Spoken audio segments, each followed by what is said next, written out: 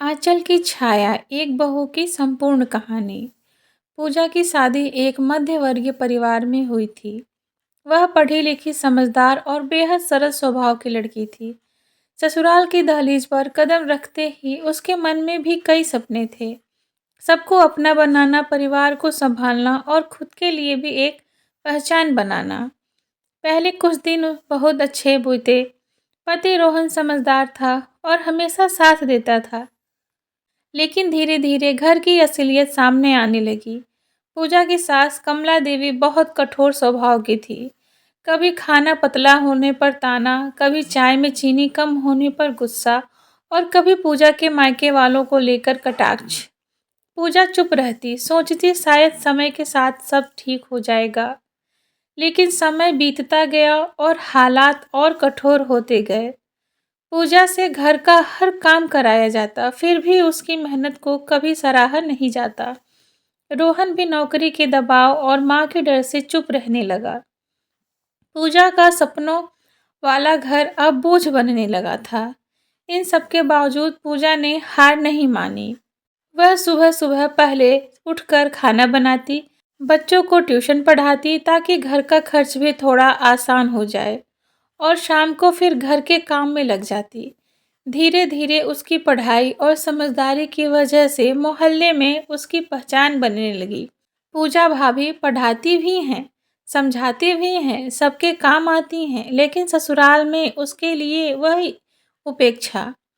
फिर एक दिन पूजा बेहद बीमार पड़ गई। सारे टेस्ट के बाद डॉक्टर ने कहा, तनाव बहुत अधिक है, आराम ज़रूरी है।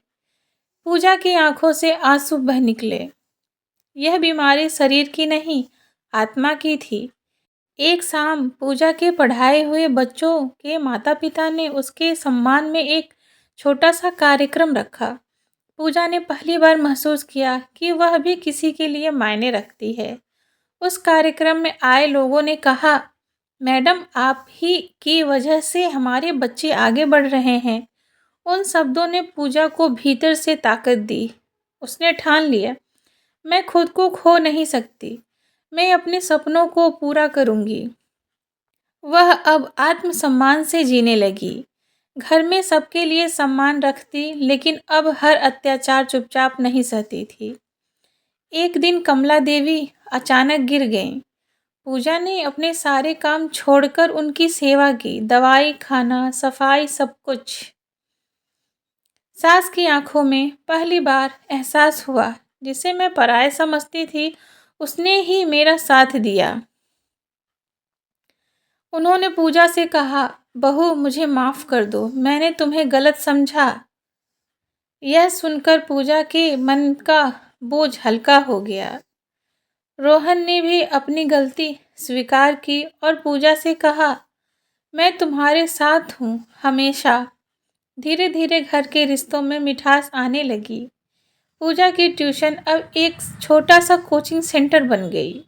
उसके सपने अब सिर्फ सपने नहीं रहे, वे हकीकत बन रहे थे। पूजा ने अपने संघर्ष से परिवार को भी बदल दिया। घर में प्यार लौट आया, समझ लौट आई। बहू भी इंसान है, भावनाएं हैं, सपने हैं। अत्याचार सहना कमजोरी नहीं, बोलना ताकत है। प्रेम, धैर्य और आत्मसम्मान कहानी को बदल सकते हैं।